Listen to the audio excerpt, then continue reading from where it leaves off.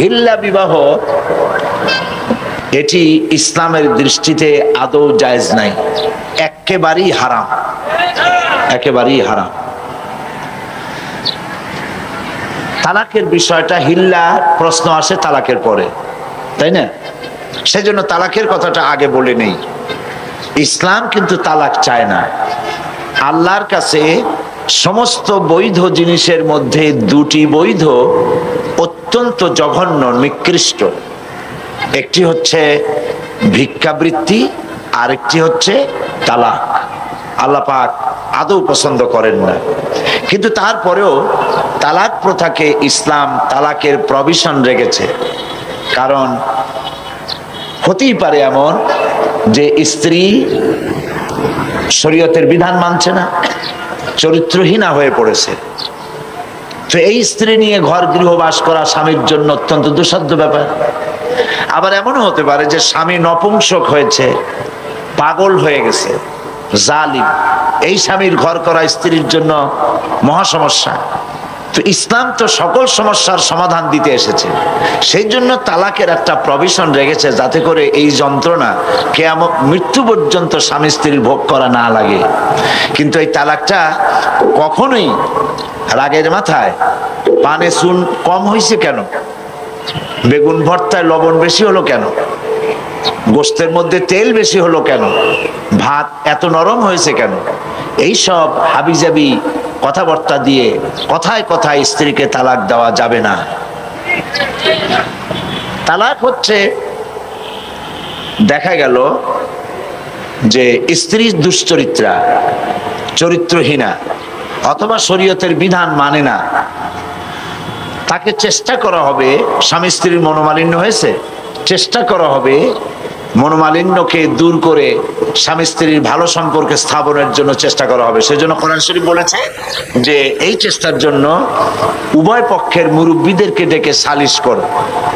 সালিশে যদি না হলো, তাহলে প্রথমত চেষ্টা করো স্বামী স্ত্রী নিজেরা দুইজনে, তাতে যদি না হয় তাহলে সালিশ ডাকো।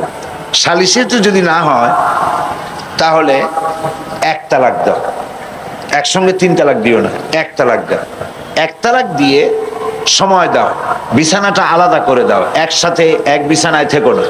একটা তালাক দিয়ে অপেক্ষা করো, দেখো যে এক তালাক পাওয়ার পরে স্ত্রী তার চরিত্র সংশোধন করে কিনা, ফিরে আসে কিনা।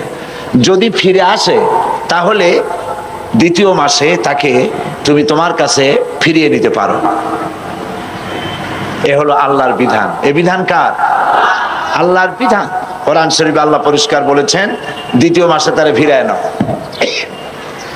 দ্বিতীয় মাসে দেখা গেল স্ত্রী ফিরল না, তার পূর্ব নীতির উপরই বহর, চরিত্র ভালো হলো না, তওবা করলো না, শরীয়ত মানলো না, তাহলে বশ্যতা স্বীকার করলো না, তাহলে দ্বিতীয় মাসে আর এক তালাক দাও।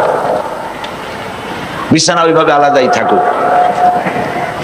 যদি স্ত্রী স্বামী থেকে এই বিচ্ছিন্নতায়, বিরহ যন্ত্রণা সহ্য করতে না পারে এবং নিজের দোষ ত্রুটি বুঝতে পারে, আর যদি ফিরে আসে, তাহলে তৃতীয় মাসে তারে ফিরায় নাও।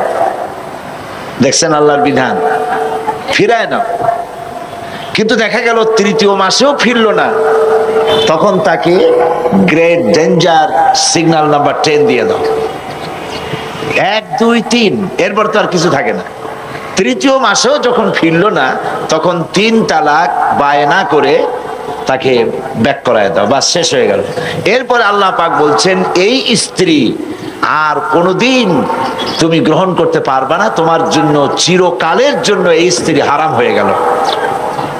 হাত্তা তানকিহা জাওজান গায়রাহু, যতক্ষণ পর্যন্ত অন্য পুরুষ সে গ্রহণ না করছে।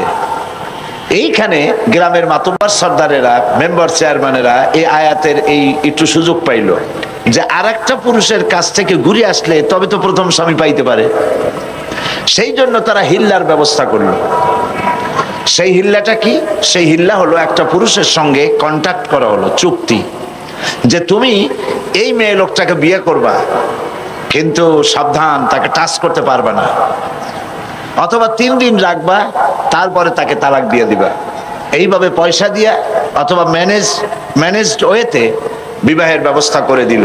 ইসলামী শরীয়তে এই ধরনের হিল্লা বিবাহ সম্পূর্ণ হারাম, আদৌ জায়েজ নেই। তাহলে কি হবে? হবে এই যে প্রথম স্বামী তালাক দেওয়ার পর স্ত্রী ইদ্যত পালন করবে। ইদ্যত পালন করার পর সে ইচ্ছে করে কারো সঙ্গে যদি বিবাহ করে, কোনো পুরুষকে যদি স্বামী হিসেবে গ্রহণ করে, আর ওই পুরুষ যদি মারা যায়, তাহলে প্রথম স্বামী তাকে ইদ্যত পালনের পর আবার স্ত্রী হিসেবে নিতে পারবে।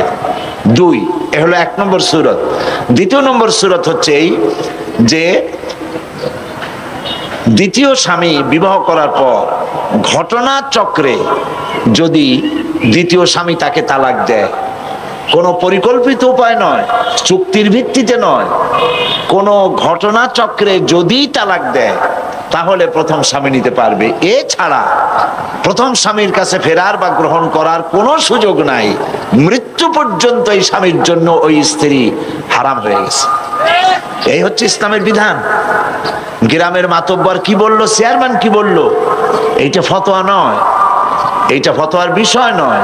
আজ পত্র পত্রিকাগুলি আর এনজিওরা খালি বলতেছে ফতোয়াবাজ ফতোয়াবাজ ফতোয়াবাজ। এই কথাটা একটা বিদ্বেষমূলক কথা।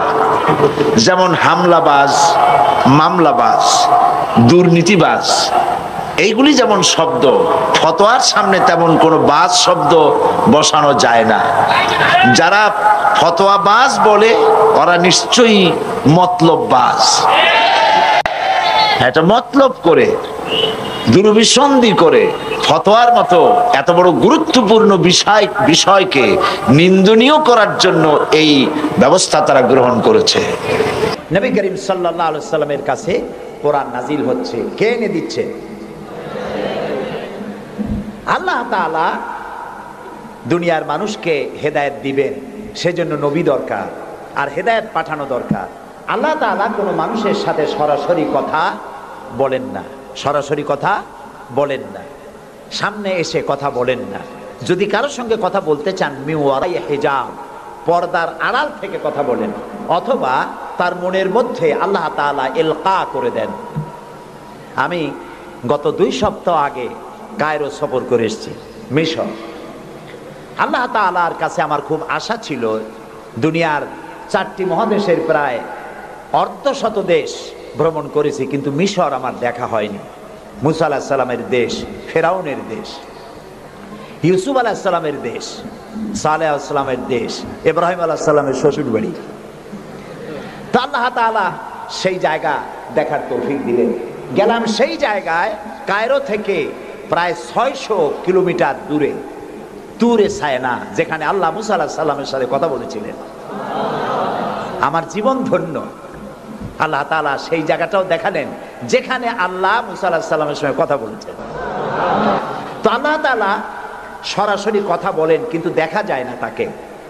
এই কোরআন শরীফে আল্লাহ তাআলা কি সুন্দর করে বলেছেন, সূরা তাহার মধ্যে এসেছে, মুসা আলাইহিস সালাম তিনি যাচ্ছিলেন তার স্ত্রী পরিজন নিয়ে।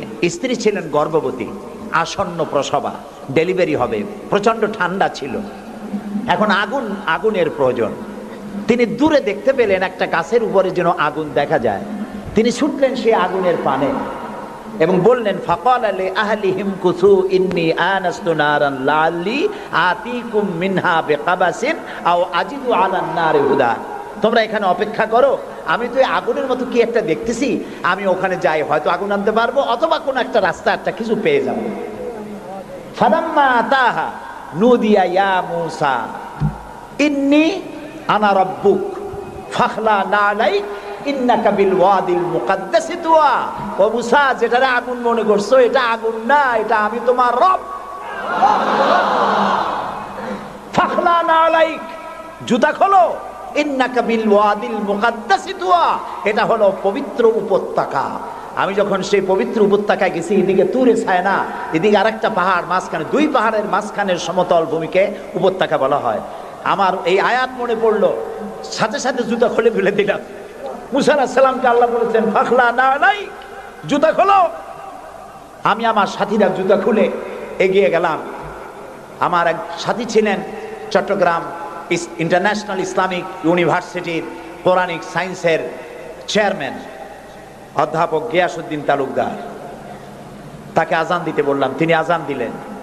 ওয়াদের মুকাদ্দাসে আজান দিয়ে সেখানে আমরা জোহরের নামাজ আদায় করলাম, জোহর আসর জামআন ওয়া কাসরান আদায় করে নিলাম। তারপরে চলে গেলাম সেই জায়গায় যেখানে আল্লাহ তাআলা কথা বলেছিলেন, সেই জায়গাটা এখনো আছে। সুবহানাল্লাহ। আল্লাহ তাআলা বলছেন, ওয়া নাখতারতুকা ফাসতামি' লিমা ইউহা। ও মুসা, আমি তোমাকে আমার জন্য বাছাই করছি। সুবহানাল্লাহ। আমি তোমাকে আমার জন্য বাছাই করেছি, এখন তুমি শোনো আমি কি বলি। ইন্নানি আনাল্লাহ, আমি আল্লাহ। সুবহানাল্লাহ, সুবহানাল্লাহ। আমি আল্লাহ, লা ইলাহা ইল্লা আনা, আমি ছাড়া কোনো ইলাহ নাই। ফাবুদনি ওয়া আকিমিস সালাতা লিযিকরি, অতএব আমার ইবাদত করো আর আমার শরণার্থে নামাজ কায়েম করো। সুবহানাল্লাহ। ওইখানে দেখলাম দুইটা ধর্মীয় প্রতিষ্ঠান, একটা হলো মসজিদ আর একটা হলো গির্জা, একদম গায়ে গায়ে লাগানো।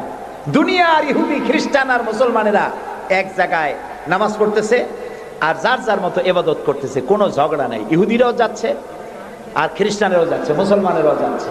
আমি সেখানে একটা বক্তব্য রাখলাম, বললাম দুনিয়ার ঐক্য, কোন রাজনৈতিক ঐক্যে পৃথিবীর মানুষকে ঐক্য বানাতে পারবে না। ইসলাম দিয়েই ঐক্য করা যাবে, এটাই হলো তার প্রমাণ। পৃথিবীর শ্রেষ্ঠ জাতি এই তিনটি, মুসলমান, খ্রিস্টান, ইহুদি। এই সেরা পৃথিবীতে রাজত্বকারী, ক্ষমতা বিস্তারকারী শক্তি মিলিত হয়েছে ওয়াদে মুকাদ্দাসে। এই তিন শক্তি একত্রিত হয়ে আল্লাহর ইবাদত করতেছে, মারামারি নাই, কাটাকাটি নাই। সুতরাং ধর্মভিত্তিক ঐক্যই পৃথিবীকে শান্তির নিবাস বানাতে পারে। সেখান থেকে সে সফর কাহিনী অনেক লম্বা, আমি বই একটা লিখতেছি, আপনারা দোয়া করেন যেন সেটা বের করতে পারি। তারপরে চলে গেলাম মিউজিয়ামে, পিরামিড দেখলাম, নীল নদ দেখলাম, আল্লাহ দেখাইলেন। আমি যখন মিউজিয়ামে ঢুকেছি তখন আমাদের 70 পাউন্ড, মিশরীয় পাউন্ড, 70 পাউন্ড, 40 পাউন্ড টিকিট পারিচ। যখন ভিতরে ঢুকলাম তখন শয়তানকে দেখার জন্য আরো অতিরিক্ত 80 পাউন্ড দেওয়া লাগবে। তা আমি চিন্তা করলাম যে পয়সা খরচ করা অপচয় হবে না, কারণ আল্লাহ তাআলা বলেছেন, কুল সিরু ফিল আরদ ফানজুরু কাইফা কানা আকিবাতুল মুকাজ্জিবিন। আল্লাহ তাআলা বলেছেন, আমার জমিন ভ্রমণ করো আর মহাসত্যের অস্বীকারীদের কি পরিণতি করেছি তা দেখো আর তার দ্বারা শিক্ষা গ্রহণ করো। কাজে আল্লাহ দেখতে কইছে, শয়তান দেখা দরকার।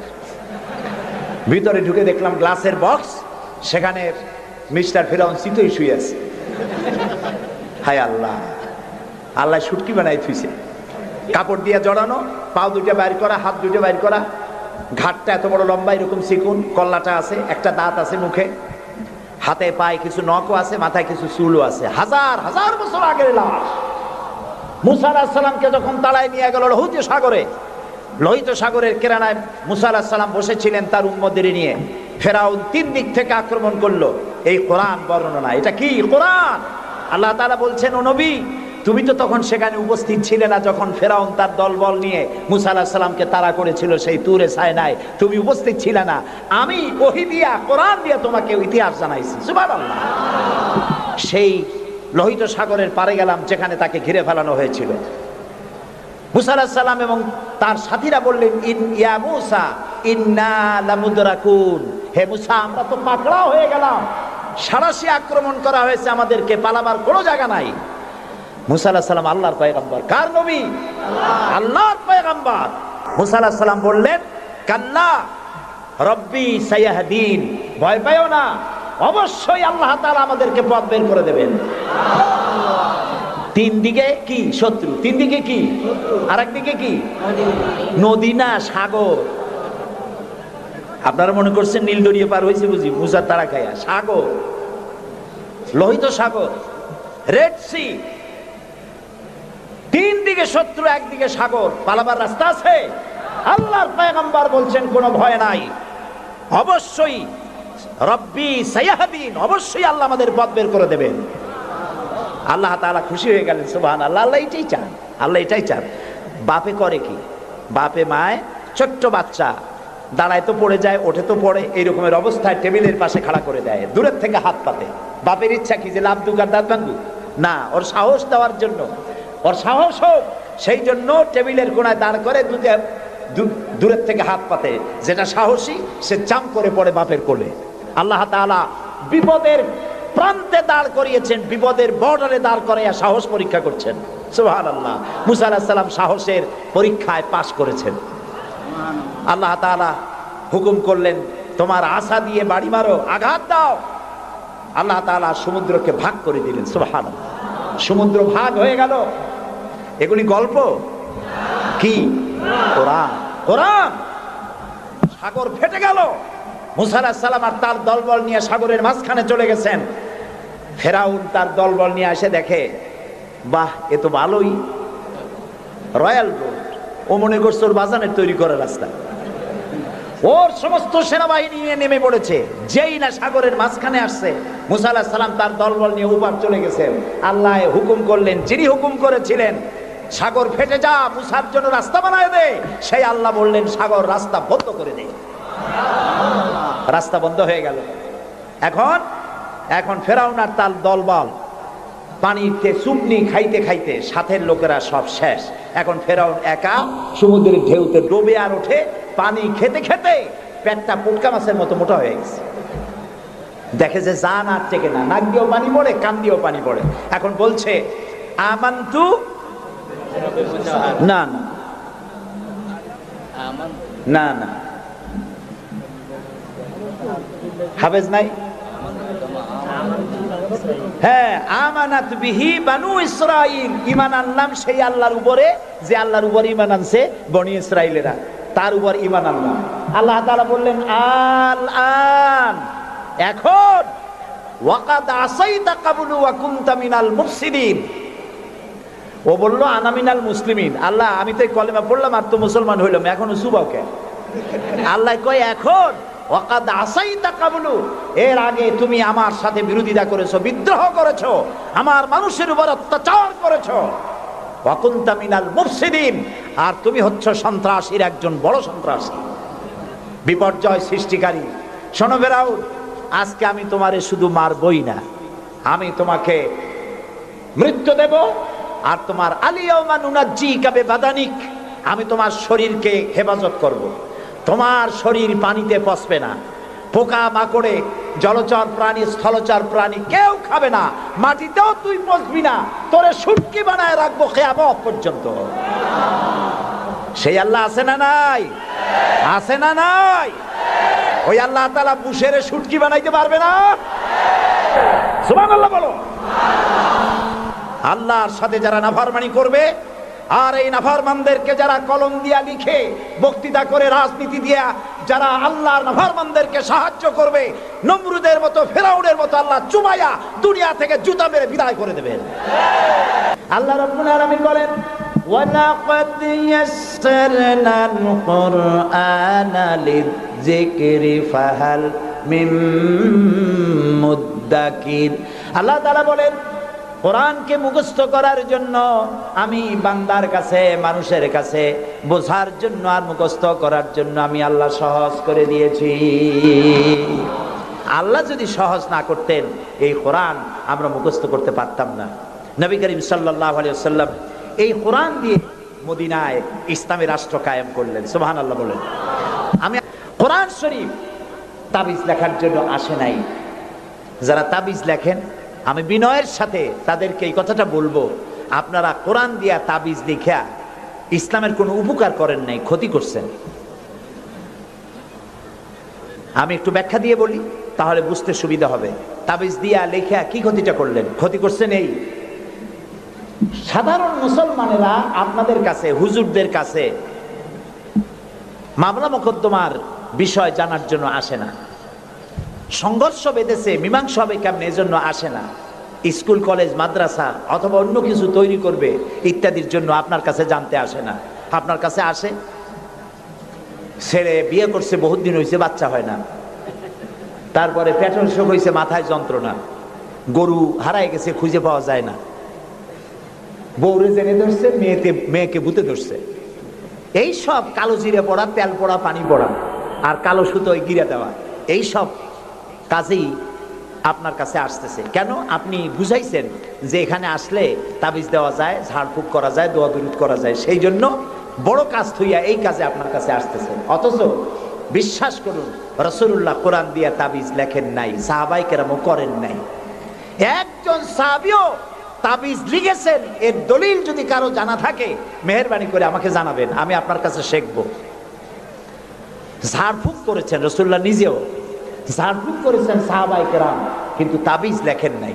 তাবিজ লিখে মানুষকে বোঝানো হয়েছে এটা তাবিজের কিতাব, কিন্তু তা নয়, এটা সংবিধান। সুবহানাল্লাহ বলেন। এটা কনস্টিটিউশন। এর মধ্যে অর্থনীতি, সমাজনীতি, রাজনীতি, ইতিহাস, ভূগোল কি নাই, কোরআনের মধ্যে সব আছে। সুবহানাল্লাহ। মুহাম্মদুর রাসূলুল্লাহ, সবাই বলেন সাল্লাল্লাহু আলাইহি ওয়াসাল্লাম, তিনি মক্কি জিন্দেগিতে লোক তৈরি করলেন। আবু বকর, ওমর, ওসমান, আলী রিদওয়ানুল্লাহ তাআলা আলাইহিম আজমাইন, এই জাতীয় লোক তৈরি হয়ে গেল। কেন তৈরি হলো দেখেন আল্লাহ কি বলেন। আল্লাহ রাব্বুল আলামিন বলেন, হুয়াল্লাযী আরসালা রাসূলাহু বিল হুদা ওয়া দীনিল হক লিইয়ুযহিরাহু আলাদ-দীনি কুল্লি ওয়া কাফা বিল্লাহি শাহীদা। আমি আমার রসুলকে প্রেরণ করেছি পৃথিবীতে, তিনি আল্লাহ যিনি তার রসুলকে পৃথিবীতে প্রেরণ করেছেন এই জন্য দ্বীনে হক আর সত্যের বিধান সহকারে পাঠিয়েছেন, যাতে করে পৃথিবীর মানব গোষ্ঠীর উপরে আল্লাহর আইনকে তিনি বিজয়ী করে দিতে পারেন। পৃথিবীতে কার আইন চালু হবে বলেন সবে জোরে? আল্লাহর আইন। আল্লাহর আইন যতদিন ছিল শান্তিও ততদিন ছিল। নবী করিম সাল্লাল্লাহু আলাইহি ওয়াসাল্লাম মদিনায় গেলেন, মদিনায় গিয়ে তিনি কি হয়েছিলেন কন্ত? রাষ্ট্রপ্রধান। বলেন না কি হলেন? রাষ্ট্রপ্রধান, প্রেসিডেন্ট হলেন, রাষ্ট্রপতি হলেন। তার সংবিধান কি ছিল? কোরআন। এটা আইনের কিতাব। আপনি পড়ে দেখেন। আমি অনুরোধ করব, সাংবাদিক হন, সাহিত্যিক হন, কবি হন, আর ঔপন্যাসিক হন, রাজনীতিবিদ হন, আর ব্যবসায়ী হন, যে কোনো ব্যক্তি হন, কোরআনটারে বুঝুন। কোরআন তাবিজের কিতাব নয়। চুরি করলে, ডাকাতি করলে, জেনা করলে, ব্যভিচার করলে কি শাস্তি হবে, জুডিশিয়াল ল, ফৌজদারি দণ্ডবিধি কোরআনে আছে না নাই? এই যে সন্ত্রাস ছড়িয়ে পড়ছে সারা পৃথিবী, এই সন্ত্রাসীদের শাস্তি কি হওয়া উচিত তা কি কোরআনে আছে? আছে। সূরা মায়েদার মধ্যে আল্লাহ পরিষ্কার করে সন্ত্রাসীদের শাস্তি কি হবে তা এর মধ্যে পরিষ্কার করে বলে দিয়েছেন। আপনি আমি মরে গেলে পরে আপনার আমার পরিত্যক্ত সম্পত্তি কে কতটুকুন পাবে তা ভাগ করে কোরআনে বলা আছে? বলা আছে। এমন কোন জিনিস নাই যা কোরআনে কারীমের মধ্যে আল্লাহ তাআলা স্পষ্ট করে ঘোষণা করেন নাই। আল্লাহ বলেছেন তিবিয়ানান লিকুল্লি শাই, সব কিছুকে খুলে খুলে আমি কোরআনের মধ্যে বলে দিয়েছি। বলেন সুবহানাল্লাহ। প্রিয় ভাই সব, কোরআন যেই মানবে, আজকে নিশ্চয়ই হিন্দু ভাইরাও আসছেন, আছে। আমরা মাহফিলে হিন্দু ভাইদেরকেও স্বাগত জানাই। কেন জানাই জানেন? কোরআন শরীফ শুধু মুসলমানদের জন্য নয়। আল্লাহ কি শুধু মুসলমানদের? বলেন আপনারা, আল্লাহ কিন্তু মুসলমানদের?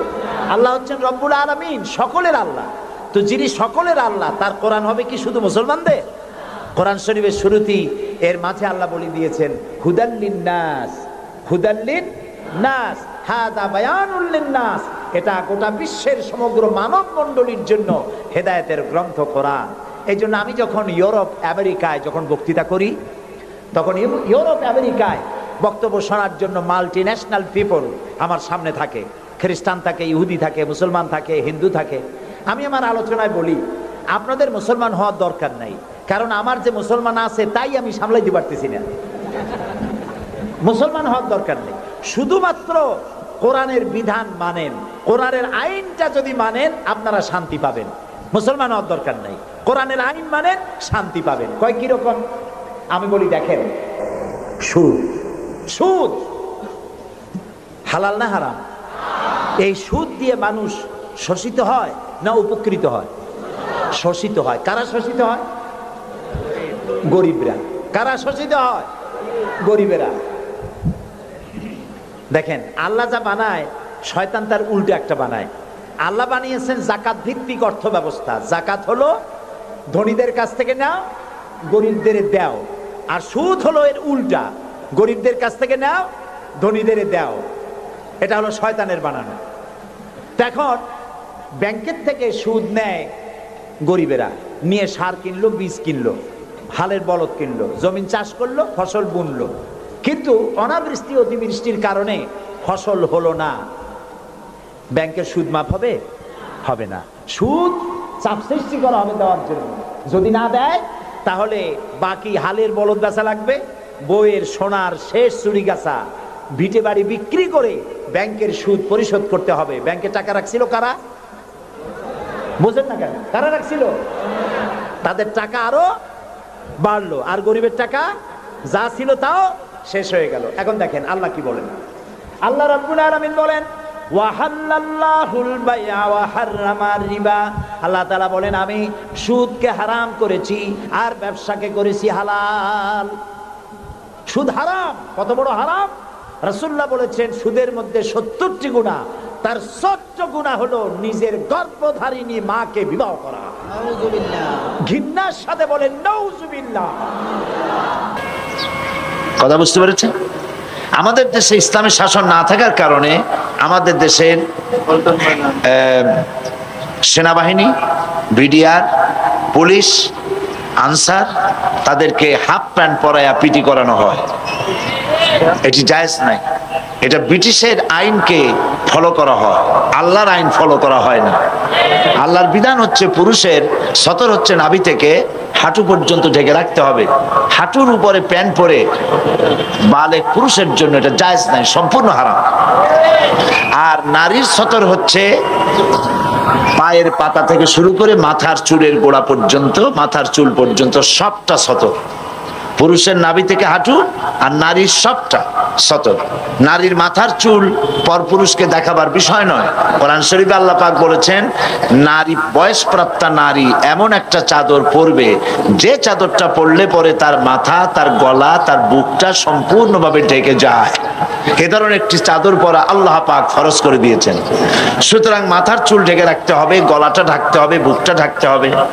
শুধুমাত্র খোলা থাকবে তার হাতের কবজি পর্যন্ত, আঙ্গুলের মাথা থেকে শুরু করে কবজি পর্যন্ত, কবজি থেকে নিয়ে আঙ্গুলের মাথা পর্যন্ত দুই হাতে।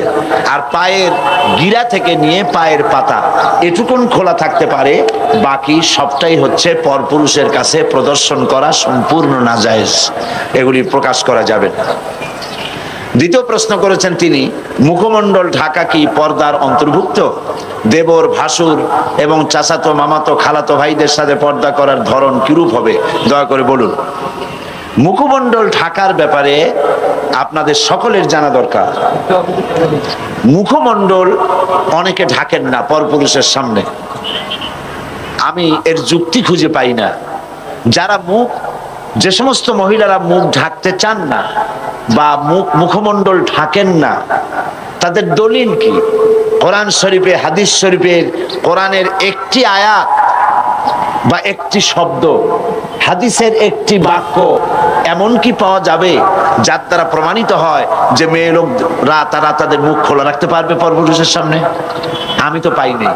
আমি যদ্দূর পড়াশোনা করেছি, আমি একজন ছোট মানুষ, ছোট ব্যক্তি, আমার পক্ষে যদ্দূর সম্ভব লেখাপড়া করা, আমার কাছে যথেষ্ট কিতাবপত্র কালেকশন আছে আলহামদুলিল্লাহ।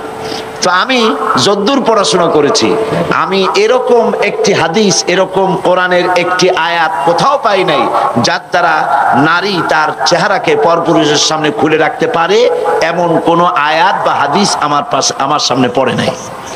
যদি কেউ পেয়ে থাকেন তাহলে আমাকে জানালে আমি খুশি হব, আমি শিখতে পারবো। আমি পাইনি। মুখমণ্ডল খোলা রাখবেন কেন?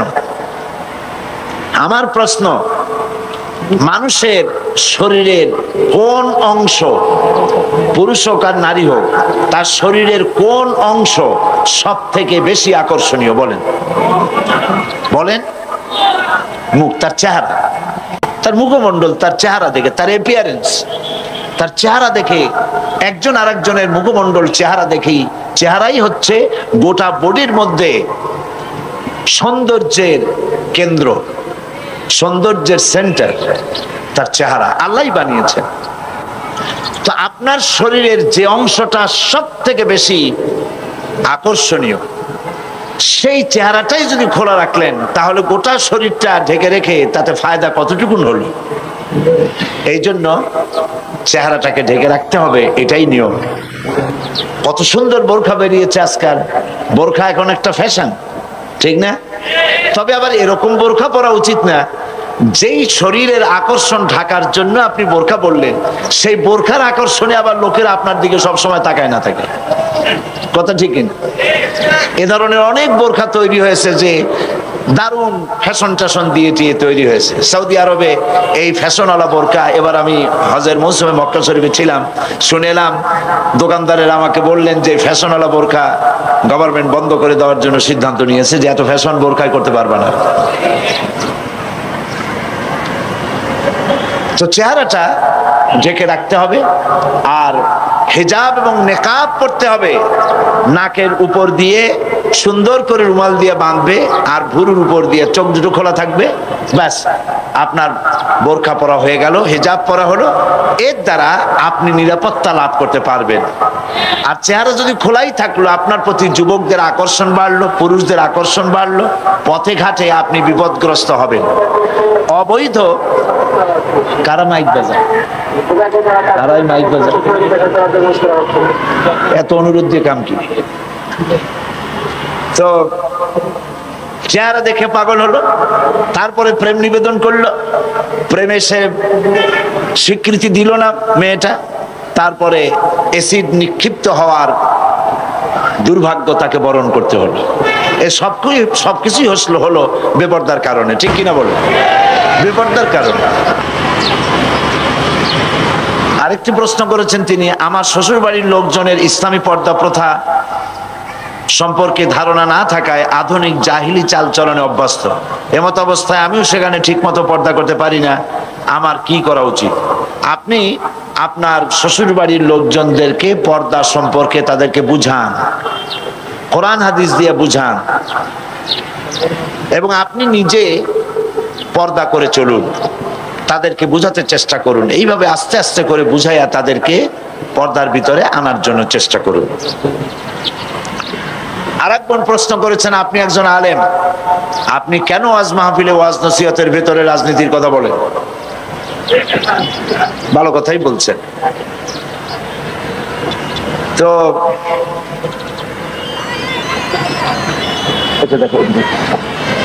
বিষয়টা হচ্ছে,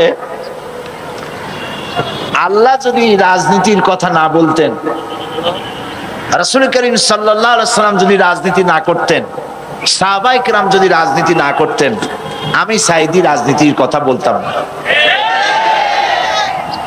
যেহেতু আল্লাহ পাক কোরআনে কারীমের মধ্যে রাজনীতির কথা বলেছেন, রাজনৈতিক বক্তব্য কোরআনে আছে, তো আমি কিভাবে রাজনীতির কথা না বলে পারবো? যদি আমি এগুলি না বলি, তাহলে রাসূল করিম সাল্লাল্লাহু আলাইহি ওয়াসাল্লাম বলেছেন, আস-সাকিতু আনিল হাক্কি ফাহুয়া শায়তানুন আখরাস। যে ব্যক্তি হক কথা বলে না, জেনে হক জানে অথচ সে বলে না, সে বোবা শয়তান। কাজেই যারা কোরআন হাদিস জানার পরেও কোরআন হাদিসের অর্থনীতি, রাজনীতি সম্পর্কে জনগণকে অবহিত করে না, রাসূল যে কথা বলেছেন সে তো বোবা শয়তান হয়ে যাবে। তো আল্লাহ পাকের রাসূল রাজনীতি করেছেন, রাষ্ট্রপ্রধান ছিলেন। গতকাল এই বোন যদি মাহফিলে থাকতেন, তো আজকের এই প্রশ্ন করতেন না বলি আমি মনে করি। কালকের রাজনীতির কথা যথেষ্ট আমি বলেছি, কোরআনে কারিমে কি আছে, রাসূল কি করেছেন, বলি নাই? সুতরাং আমার বোনকে আমি অনুরোধ করব, মেহেরবানি করে আপনি কোরআন হাদিস ভালো করে পড়ুন, তাহলে বুঝতে পারবেন রাজনীতি করা মুসলমানদের জন্য নফল নয়, সুন্নত নয়, ফরজ। মুসলমানেরা ইসলামী রাজনীতি করবে। কি রাজনীতি করবে? ইসলামী রাজনীতি করবে। কেন? আমি যদি রাজনীতি না করি তাহলে সুদ বন্ধ করব কি করে? সুদ কি হালাল না হারাম? বলেন, হালাল না হারাম? তা আমি কি খতমে খাজেগান পড়ে, বুখারী শরীফ খতম করে, কোরআন শরীফ খতম করে ফু দিয়া সুদযুক্ত সুদওয়ালা ব্যাংকগুলিকে আমি কি সুদ বন্ধ করতে পারবো? বাংলাদেশের সমস্ত আলেমরা যদি পানি পড়িয়া সেই পানি সুদের ব্যাংকে ঢালে দেয়, তাতে কি সুদ বন্ধ হবে? তাবলিগি জামাতের লোকেরা টঙ্গি বসে লক্ষ লক্ষ মানুষ সুদের বিরুদ্ধে কানতে কানতে সব যদি বেহুশ হয়ে যায়, তাতে কি সুদ বন্ধ হবে? সুদ বন্ধ হবে কিসে? পার্লামেন্টে আইন পাস করতে হবে। পার্লামেন্টে কি করতে হবে? সুদ বিরোধী আইন পাস করতে হবে সুদ বন্ধ করার জন্য। আর পার্লামেন্টে আপনি যাইতে পারবেন না কিয়ামত পর্যন্ত পীর মুরিদি করিয়া। পার্লামেন্টে যাইতে পারবেন কখন? রাজনীতি করে। কি করে যেতে পারবেন? তাহলে রাজনীতি না করলে আপনি সুদ বন্ধ করবেন কি করে? এটা দাও, একটা পেপার ওয়েট দাও। এরপরে দেশে বেশ্যাবৃত্তি চলতেছে, ঘুষ চলতেছে, সুদ চলতেছে, জুয়া চলতেছে, জেনা ব্যভিচার চলতেছে, ঠিক কিনা বলেন? এগুলো আপনি কি দিয়ে বন্ধ করবেন? এই দেশে তো হাজার হাজার বছর ধরে ওয়াজ হচ্ছে, শত শত বছর ওয়াজ হইতেছে, পীর মুরিদি হইতেছে, বলেন কথা ঠিক কিনা?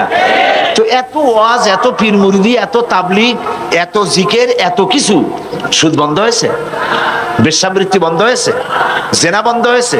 চুরি ডাকাতি বন্ধ হয়েছে? সেগুলি আপনি বন্ধ কি দিয়ে করবেন? বন্ধ করবেন সেইভাবে রসুল করেছেন, যেভাবে রাসূলুল্লাহ মদিনায় গিয়েছেন, রাষ্ট্র প্রতিষ্ঠা করেছেন, কোরআনের আইন চালু করেছেন, রাজনৈতিক বিধান চালু করেছেন, সমাজনীতি দিয়েছেন, অর্থনীতি দিয়েছেন, ইসলাম পূর্ণাঙ্গ রূপে প্রতিষ্ঠিত হয়েছে। চুরি ডাকাতি, জেনা ব্যভিচার অটোমেটিক্যালি সব বন্ধ হয়ে গেছে।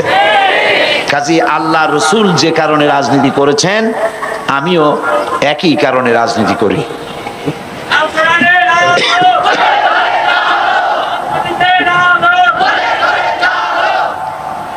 আর এক বোন প্রশ্ন করেছেন, পায়ে মেহেদি দেওয়া কি জায়েজ আছে? রাসূলুল্লাহ সাল্লাল্লাহু আলাইহি ওয়াসাল্লাম কি সত্যিই দাড়িতে মেহেদি দিয়েছিলেন? এ সম্পর্কে বিস্তারিত আলোচনা করলে কৃতজ্ঞ হবে। এত বিস্তারিত বলার দরকার নেই, শুধু এতটুকুন জেনে রাখুন যে রাসূল করিম সাল্লাল্লাহু আলাইহি ওয়াসাল্লাম মেহেদি লাগান নাই, কারণ তার মেহেদি লাগাবার কোনো দরকার হয়নি। মেহেদি লাগায় তো দাড়িটা লাল বানাবার জন্য, তাই তো, রঙিন করার জন্য।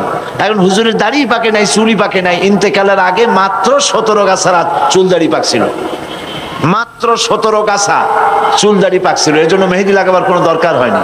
তবে সাহাবায়ে কেরাম মেখেছেন, হুজুর তা পছন্দ করেছেন। কাজেই মেহেদি যদি কোনো মেয়ে লোক পায়ে লাগায়, তা কোনো গুনাহ হবে না। হাতেও লাগাতে পারেন, পায়েও লাগাতে পারেন, কোনো নাজায়েজ বিষয় নয়। বরং হাতে মেহেদি লাগানো, মেয়েরা হাতে মেহেদি লাগাবে, এটা রাসূলুল্লাহ পছন্দ করতেন। আমার জানা মতে পাত্র নির্বাচনের ক্ষেত্রে ইসলাম নারীদেরকে স্বাধীনতা দিয়েছে। কোন মেয়ে কোরআন হাদিসের দৃষ্টিতে আদর্শ পাত্রের সাথে বিবাহ বসতে ইচ্ছুক, সংশ্লিষ্ট মেয়ের পিতামাতা এতে সম্মত নয়। তাদের মতে দিনদারির সাথে অবশ্যই পার্থিব ধনাঢ্যতা থাকলেই কেবলমাত্র দিনদার পাত্র নির্বাচন করা যাবে, নতুবা নয়। এই কথা ঠিক না।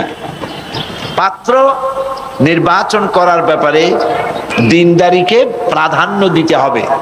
এরকম দেখা গেছে যে দিনদার পাত্রের কাছে দিয়েছে, মাল ছিল না, কিন্তু পাত্র দিনদার। বিবাহের পরে দেখা গেছে যে পাত্র মালদার হয়ে গেছে। এটা আল্লাহর ইচ্ছা, কে মালদার হবে কে গরিব হবে এটা আল্লাহ পাক ভালো জানেন। সুতরাং কারো মেয়ে যদি দিনদার পাত্র পছন্দ করে, তাহলে সেই দিনদার পাত্রের সাথেই তার বিবাহ দেওয়া উচিত। গরিব বলে অ্যাভয়েড করা ঠিক না। বুঝে শুনে চিন্তা ভাবনা করি কাজ করা উচিত।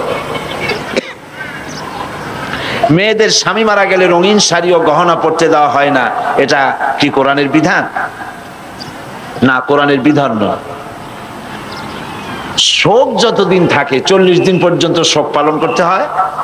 সেই শোক পালনের সময় স্বর্ণ, তারপরে এই কি বলে রঙিন কাপড় চোপড়, রূপচর্চা ইত্যাদি কার জন্য? যার জন্য ছিল তিনি তো বিদায় হয়ে গেছেন। কিন্তু এই শোক পালনের পর নারীর জন্য গহনা পরা এবং রঙিন শাড়ি পরা নিশ্চয়ই নাজায়েজ নয়। এটা কোরআন এবং হাদিসের কোনো বিধান নয়। এনজিওদের মহাসমাবেশের বিরুদ্ধে আপনাদের ভূমিকা কি ছিল? এনজিওরা মহাসমাবেশ করবে, সেখানে তাদের বিরুদ্ধে ভূমিকার দরকারটা কি? তবে তারা যে মহাসমাবেশ করেছে, এই মহাসমাবেশটি সম্পর্কে আপনাদের জানা দরকার। এটি সরকার, আমাদের কাছে খবর এসেছে, পত্রপত্রিকার মাধ্যমে আমরা জানতে পেরেছি যে সরকার নিজের ক্ষমতাকে টিকে রাখার জন্য এনজিওদেরকে ব্যবহার করছে, আর এনজিওরা সরকারকে টিকায় রাখার জন্য মদদ যোগাচ্ছে। তারা মানুষকে সারা দেশ থেকে এনেছে। পত্রিকায় দেখেছি 10 কোটি টাকা নাকি বরাদ্দ ছিল এই আয়োজনের জন্য। আমি জানি না কত কোটি টাকা ছিল। এই যে প্যারেড গ্রাউন্ডে যেটা হলো, এই যে লোকগুলি আনা হলো, এই লোকগুলি ইচ্ছায় স্বেচ্ছায় কেউ আসে নাই। তাদেরকে বাস ভাড়া দিয়া, পয়সা দিয়া, খাওয়ার দিয়া আনা হয়েছে এবং তারা আসতে বাধ্য হয়েছে, কারণ তারা এনজিওদের কাছে ঋণী। এনজিওরা ওদেরকে টাকা দিয়েছে, মানি ইনভেস্ট করেছে। এখন টাকা দিয়েছি, যদি না যাও তাহলে এই টাকাগুলি পাইবে না, পরবর্তী সময় আর তোমাদেরকে কিস্তি দেওয়া হবে না, এরকমের ভয় দেখিয়ে, ভীতি দেখিয়ে লোকদের আনা হয়েছে। পত্রিকায় দেখেছি এমন অনেক মেয়ে লোক, পুরুষ লোক আসছে যারা জানি না কি কারণে তাদেরকে এখানে আনা হয়েছে। তাদের কাছে ফেস্টুন দেওয়া হয়েছে, ব্যানার দেওয়া হয়েছে, যাতে লেখা আছে ফতোয়াবাজি নিপাত যাক। কোন সাংবাদিক তাদেরকে জিজ্ঞেস করেছে, আচ্ছা ফতোয়াবাজি নিপাত যাক এর অর্থ কি? কয় যে আমরা এর অর্থ জানি না, ধরাই দিছে তাই ধরে আছে। এই হচ্ছে অবস্থা। তো তারা বাইরের থেকে লোকদেরকে আমদানি করে এখানে এনে এনজিওরা এই কাজগুলি করেছে। এনজিওদের কাজ, গতকাল আমি বলেছি, এনজিওদের কাজ সেবা করা, রাজনীতি করা নয়, ব্যবসা করা নয়। কিন্তু তারা সংবিধান বহির্ভূত ভাবে তারা এখন ব্যবসা করতেছে, তারা এখন রাজনীতি করতেছে, রাজনীতি কন্ট্রোল করতেছে পর্যন্ত এদূর তারা এগিয়ে গেছে। এবং এনজিওরা হচ্ছে এদেশে অধিকাংশ এনজিও ইসলাম বিরোধী, আলেম বিরোধী, পীর বিরোধী, মুসলমান বিরোধী, সম্পূর্ণরূপে ইসলামের সাথে তারা দুশ্মনী করে যাচ্ছে। তাদের এভাবে মিলাদ কি অনেকের মতে পড়া যায়, আবার অনেকের মতে মিলাদ পড়া যায় না। অনুগ্রহ করে সঠিক ব্যাখ্যা জানাবেন। মিলাদটা রাসূলের যুগে ছিল না। মিলাদ মানে জন্ম, মৌলুদ থেকে মিলাদ। তখন এই মিলাদটা রাসূল করিম সাল্লাল্লাহু আলাইহি ওয়াসাল্লামের জন্ম বৃত্তান্ত। এই জন্ম বৃত্তান্তের যে সিস্টেম আমাদের দেশে, উপমহাদেশে চালু হয়েছে, কতগুলো লোক এক জায়গায় বসে তারপরে সব দাঁড়াইয়া এনাবি সালাম আলাইকা কোরআন সুরে সমস্বরে একযোগে পড়লো। এইটা রাসূলের যুগে ছিল না, এটা সাহাবায়ে কেরামের যুগে ছিল না, এটা তাবিঈনদের যুগে ছিল না, এটা তাবিঈনদের যুগে ছিল না। এখন আপনারা মনে করেন যে কোন জিনিসে খুব সওয়াব আছে এমন কোন জিনিসকে রাসূলুল্লাহ আমাদেরকে জানান নাই, সাহাবায়ে কেরাম আমাদের জানান নাই। আপনারা কি এই ধরনের বিশ্বাস করবেন? এরকম বিশ্বাস করবেন? যাতে সওয়াব আছে রাসূলুল্লাহ সব আমাদের জানাইছেন, সাহাবায়ে কেরাম আমাদের সব জানাইছেন। তো মিলাদে যদি সওয়াব থাকবে তো রাসূলুল্লাহ বললেন না কেন? সাহাবীদের চাইতে আমরা কি বেশি রাসূলুল্লাহকে ভালোবাসতে পারবো? জবাব দেন, পারবো? তো যদি এইটা রাসূলুল্লাহর ভালোবাসার কারণে হয়, তাহলে সাহাবীরা কেন মিলাদ পড়েন নাই? তারা কেন ইয়া নবী সালাম আলাইকা, ইয়া রাসূল সালাম আলাইকা একযোগে দাঁড়ায় পড়ে নাই? এই কথাগুলি বোঝেন আপনারা? রাসূলের যুগে নাই, সাহাবীদের যুগে নাই, তাবিঈনদের যুগে নাই, তাবিঈনদের যুগে নাই। রাসূলুল্লাহর ইন্তেকালের 600 বছর পর মিলাদ আবিষ্কার হয়েছে। এইরকম একটা সুস্পষ্ট বিদআত মুসলমানদের পালন করা উচিত নয়। মহিলাদের সালোয়ার কামিজ ছাড়া কাপড় পরে নামাজ হয় কিনা বুঝিয়ে বলবেন। হবে না কেন? শাড়ি পরে পড়বেন, হবে। সালোয়ার কামিজ, শাড়ি যেটাই পরবেন আপনার সতরটা পুরাপুরি ঢাকলেই হলো, নামাজ হয়ে যাবে। আর একজন প্রশ্ন করেছেন, আপনি কি পীর আউলিয়াদের বিরোধী? এই প্রশ্ন কেন করলেন? আমি কি পীর আউলিয়া বিরোধী কোন মুভমেন্ট করেছি নাকি? পীর আউলিয়া বিরোধী আমি নই, বরং পীর আউলিয়াদের খেদমত আমি স্বীকৃতি দেই। তবে হ্যাঁ, আমি এক শ্রেণীর পীর বিরোধী। তারা কারা? তারা হচ্ছে যারা বেদাত এবং শিরকের মধ্যে লিপ্ত, যারা মানুষের ধর্মীয় অনুভূতিকে কাজে লাগায়া পয়সা উপার্জন করে, যারা হক কথা বলতে ভয় পায়, হক কথা বলে না, আমি তাদের বিরোধিতা করি। যারা বেদাত এবং শিরকের ছড়াছড়ি করে, ওরস, মহাপবিত্র ওরস শরীফ ইত্যাদি হাবিজাবি করে মানুষের পয়সা লোটে, আমি তাদের বিরোধিতা করি। কোন হক্কানি পীর, প্রতিষ্ঠিত আলেমে দ্বীন, যারা সত্যিকারের দ্বীনের খেদমত করেন, জীবনের ঝুঁকি নিয়ে কথা বলেন, পয়সা উপার্জনই পীর মুরিদির লক্ষ্য নয়, আমি সেসব পীরদেরকে শ্রদ্ধা করি, মহব্বত করি। ব্যাস, প্রশ্নের জবাব। প্রশ্ন তো অনেক করেছেন, সব প্রশ্নের জবাব দেওয়া তো সম্ভব নয়, যেহেতু আজকে জুমার দিন। আমি সব প্রশ্নের জবাবের দিকে গেলাম না। এখন আমি আপনাদের উদ্দেশ্যে কিছু কথা বলতে চাই। আর প্রশ্ন যা আপনারা করেছেন, প্রতি বছর অনেক প্রশ্ন করা হয়, সেই সব প্রশ্ন আবার এক জায়গায় করে আমি যত জবাব দেই, সেই জবাবগুলি আবার বইয়ের আকারে প্রকাশ হয়। আপনারা যদি যাওয়ার সময় মহিলাদের জন্য সমস্ত দোকানগুলি খোলা থাকবে, পুরুষেরা সেখানে কেউ যাবে না। আপনারা যাওয়ার সময় মহিলাদের সমাবেশে দেশে বিদেশে আমি যে সমস্ত প্রশ্নের জবাব দিয়েছি ওগুলো বইয়ের আকারে পাওয়া যাবে। আপনারা সে বইগুলি নিয়ে গেলে আপনাদের কাঙ্ক্ষিত, বাঞ্ছিত, প্রত্যাশিত প্রশ্নগুলির জবাব পাবেন ইনশাআল্লাহ। এখন আমি আপনাদের সামনে কিছু আলোচনা পেশ করছি সকলের উদ্দেশ্যে। নাহমাদুহু ওয়া নাস্তাঈনুহু ওয়া নাস্তাগফিরুহু ওয়া নাউযু বিল্লাহি মিন শুরুরি আনফুসিনা ওয়া মিন সাইয়্যাতি আ'মালিনা মান ইয়াহদিল্লাহু ফালা মুদিল্লা লাহু ওয়া মান ইউদ্লিল ফালা হাদিয়া লাহু ونشهد أن لا إله إلا الله وحده لا شريك له ونشهد أن سيدنا وحبيبنا ومولانا محمدا عبده ورسوله الذي أرسله بالحق بشيرا ونذيرا وداعيا إلى الله بإذنه وسراجا منيرا فقد قال الله تعالى في كلامه المجيد وفرقانه الحميد أعوذ بالله من الشيطان الرجيم بسم الله الرحمن الرحيم يا أيها الناس اعبدوا ربكم الذي خلقكم والذين من قبلكم لعلكم تتقون আমার সম্মানিত মা ও বোনেরা, আসসালামু আলাইকুম ওয়া রাহমাতুল্লাহি ওয়া বারাকাতুহু।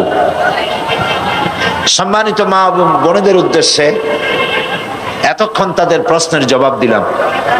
এখন আপনাদের খেদমতে আরজ করছি, আল্লাহ রাব্বুল আলামিন এই পৃথিবীতে মানব গোষ্ঠীকে সৃষ্টি করেছেন তার ইবাদতের জন্য। সেই ইবাদত, যে ইবাদতের জন্য আল্লাহ পাক মানুষ এবং জিন জাতিকে সৃষ্টি করেছেন, সেই ইবাদতটা আমাদেরকে বুঝতে হবে। সেই ইবাদত কি? পৃথিবীতে নারী এবং পুরুষ আল্লাহ সৃষ্টি করেছেন, উভয়কেই বানাইছেন তার ইবাদত করার জন্য, তার গোলামি করার জন্য। সেই গোলামি শুধু নামাজে, রোজায়, হজ, যাকাতে নয়, সেই গোলামি জীবনের সকল ক্ষেত্রেই করতে হবে। মহিলাদের ব্যাপারে